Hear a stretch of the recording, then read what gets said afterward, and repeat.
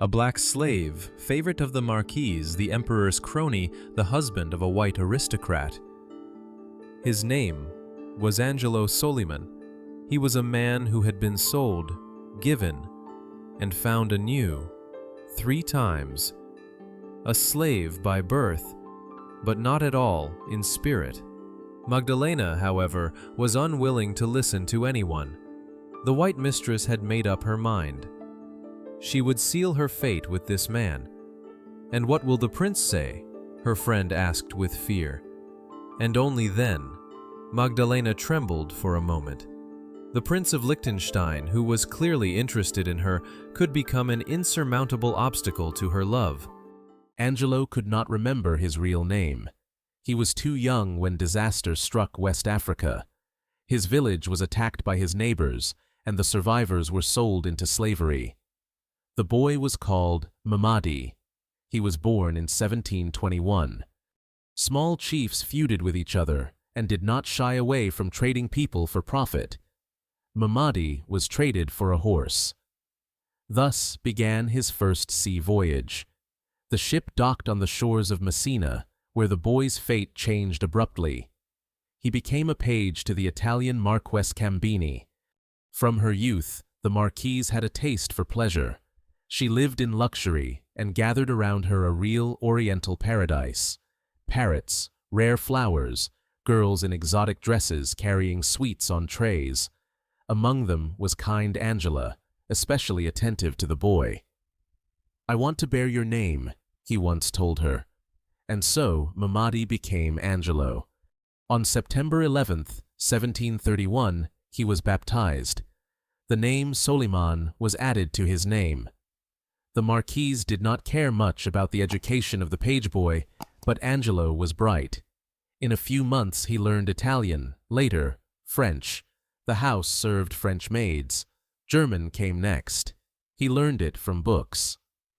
"What a clever little henchman," laughed and admired the Marquise.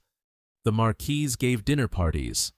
At one of them, Angelo was noticed by Prince Johann Georg von Lobkowitz. He asked the Marquise to sell him the boy, promising a good price. And the deal was struck in 1734. So Angelo became the prince's valet. Lobkowitz turned out to be a good-natured man and treated Angelo almost like an adopted son. Together, they went to the court of the Austrian emperor for the first time. The luxury and splendor of Vienna amazed the former page. "You have a very curious companion," said the future Emperor Joseph II. When Angelo quoted Plutarch in pure Latin, the emperor was amazed. This slave is also well read. The 18th century knew no peace. Lobkowitz participated in battles, and once almost died. Angelo pushed the prince away just in time. A cannonball whizzed past. Since then, Lobkowitz swore he would take care of the savior, and he kept his word. In 1753, dying, Lobkowitz bequeathed Angelo his freedom, money, and letters of recommendation. With these papers, he went to Prince Wenceslaus Liechtenstein, who took him under his guardianship. By then, Angelo had grown into a stately man. He attracted the interest of the ladies, noble features, well-mannered, exotic appearance. Although other blacks served at European courts, Soliman stood out. He held himself as an equal among the nobility, had money, prospects. Nothing prevented him from marrying. Until one day, he met Magdalena von Kellermann. Magdalena at first seemed unattainable. A young widow, a favorite of the prince, she lived in the best chambers of the palace. But Angelo saw in her not only external beauty, but also a deep sadness. Her gaze lingered on him more and more. "He's a slave," her friend whispered to her. "Think about it. It's madness." But Magdalena thought, and decided. The principality had a strict order. All marriages were only with the permission of the monarch.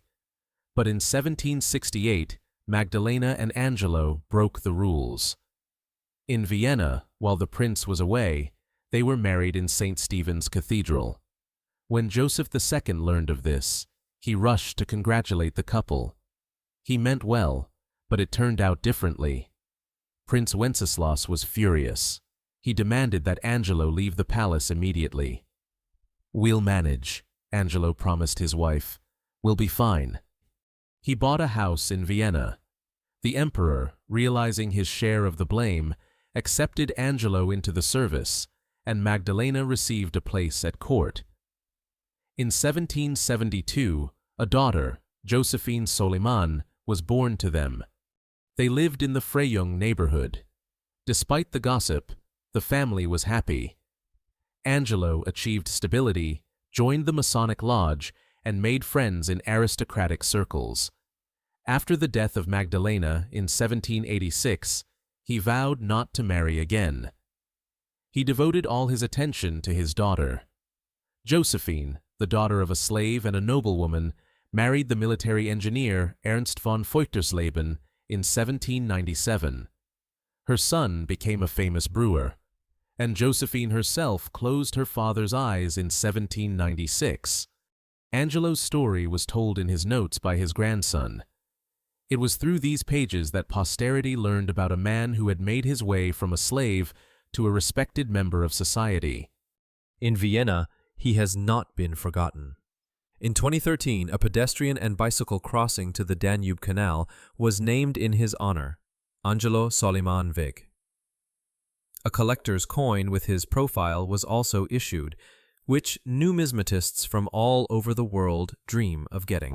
That's how he lived, a man whose heart knew no bounds, the black husband of a white mistress, a story that defied time. Angelo Soliman's story is not just a journey from slavery to freedom, it is a journey to respect, acceptance, and love, despite the prejudices and boundaries of his time.